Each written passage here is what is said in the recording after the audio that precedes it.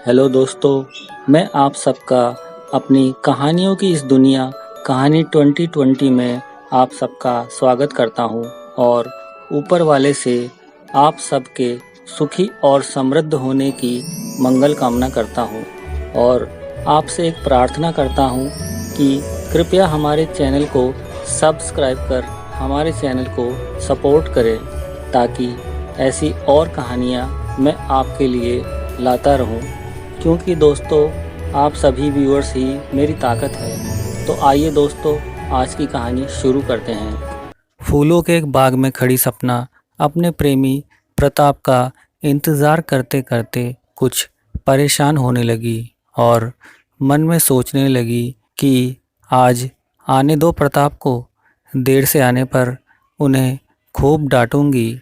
अभी वह ऐसा सोच ही रही थी कि तभी पीछे से किसी ने उसके गाल पर किस किया। सपना पहले तो घबराई, फिर उसने तुरंत पीछे मुड़कर देखा तो पाया कि यह हरकत तो प्रताप ने की थी और प्रताप के चेहरे पर एक शरारती मुस्कान थी। उसकी आंखों में चमक थी और उसके नाम के समान उसके चेहरे पर तेज था।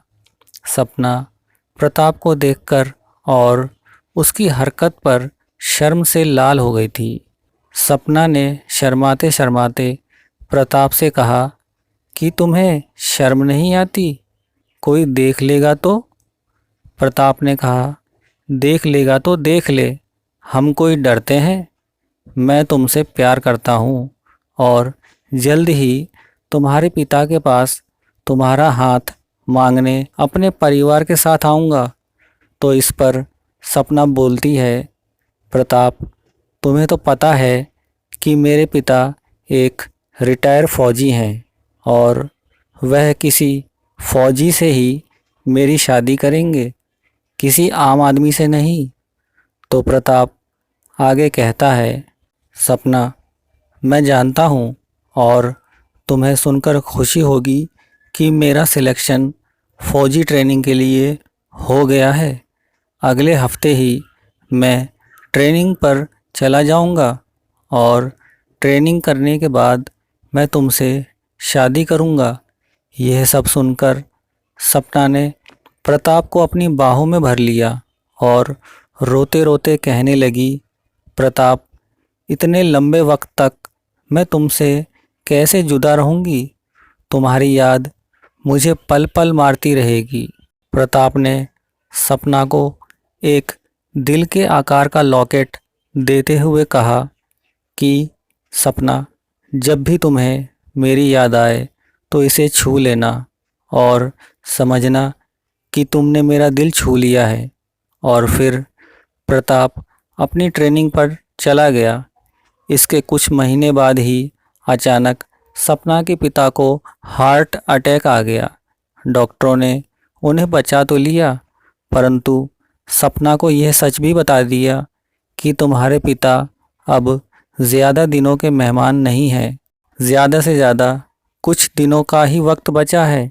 इसलिए अगर कोई इच्छा उनके मन में हो तो उनकी संतान होने के नाते उसे तुम पूरा करो।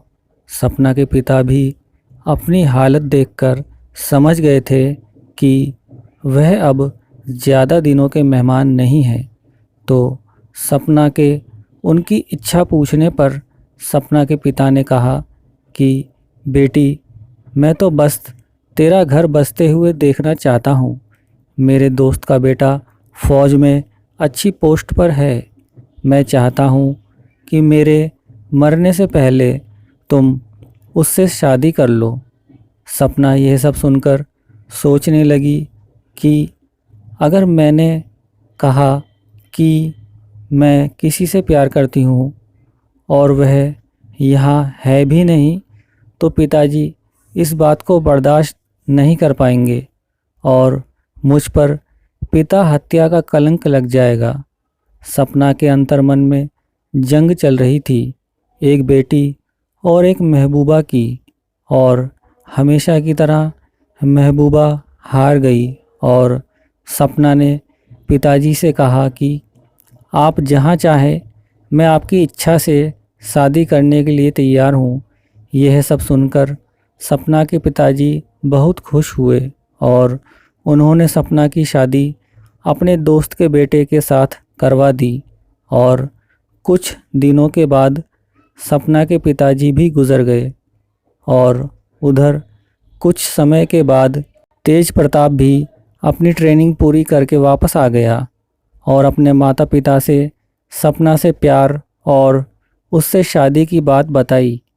पिता ने पूरी खुशी के साथ कहा कि बेटा, तुम्हारी और सपना की शादी से हमें कोई ऐतराज़ नहीं है।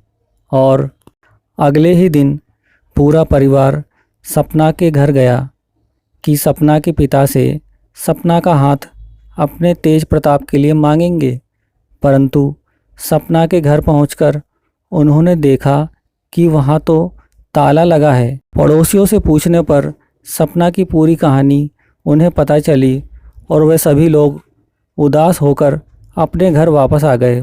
परंतु तेज प्रताप घर वापस नहीं आया और सपना के ससुराल चला गया। वहाँ सपना के पति की अनुपस्थिति में वह सपना से मिला और उससे पूछा कि तुमने इस शादी के लिए हाँ कैसे कह दी। तो सपना ने कहा कि प्रताप, आज के ज़माने में भी एक लड़की अपने पिता से अपने प्यार के बारे में नहीं कह सकती, और वह भी तब जब उनके जीवन के केवल कुछ ही दिन शेष हों। प्रताप ने आगे पूछा, सपना, तुम मुझसे प्यार तो करती हो ना? सपना ने कहा, एक सच्ची हिंदुस्तानी लड़की केवल अपने पति से ही प्यार करती है और किसी से नहीं। प्रताप, मैं यह कभी नहीं चाहूँगी कि तुम मेरे पीछे अपनी ज़िंदगी ख़राब करो। मैं चाहती हूँ कि तुम किसी अच्छी लड़की को देखकर उससे शादी कर लो। यह सब सुनकर पहले तो प्रताप को बहुत गुस्सा आया, परंतु ठंडे दिमाग से सोचने पर वह समझ गया कि जिन हालातों में सपना ने यह सब किया, वह और कुछ कर भी नहीं सकती थी। उसके हाथ में कुछ नहीं था और तेज प्रताप ने सपना की बात मानकर शादी कर ली और फिर दोबारा सपना और प्रताप कभी नहीं मिले। कहानी का भावार्थ, दोस्तों, ज़िंदगी में कई बार इंसान जैसा सोचता है वैसा नहीं होता। दोस्तों, कहानी कैसी लगी हमें कमेंट सेक्शन में ज़रूर बताएं। कहानी सुनने के लिए आपका धन्यवाद।